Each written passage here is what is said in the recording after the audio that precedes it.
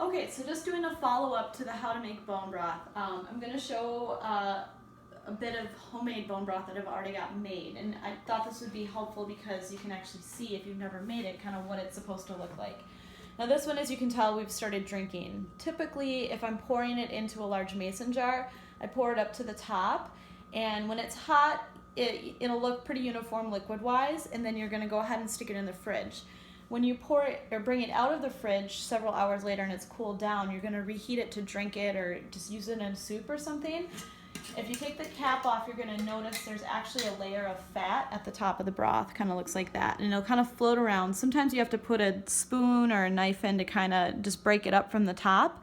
The great thing about this fat is when it's actually right up at the top, it'll sort of seal the broth so it'll stay good. I don't want to say indefinitely, but a lot longer than a week, which is the typical standard for how long bone broth will last, because it provides this vacuum seal. Once you break the seal and you start drinking the broth, you definitely do want to drink it up in the next probably 4 to 5 days if you've had it in your fridge for a while. What's interesting to note about the fat at the top, which I learned from someone at the farmer's market, is that the color is actually indicative of whether or not the animal bones you made the broth from are grass-fed or not grass-fed.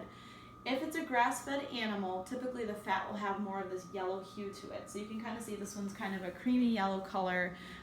This did indeed come from a farmer that has grass-fed beef, or cattle I should say, and lamb. So this is essentially what bone broth looks like. And then, you know, you can melt the fat down and drink it with the liquid if you want to. You can discard it if you don't want to eat that part of the broth, but this just gives you an example of what ready to go bone broth looks like.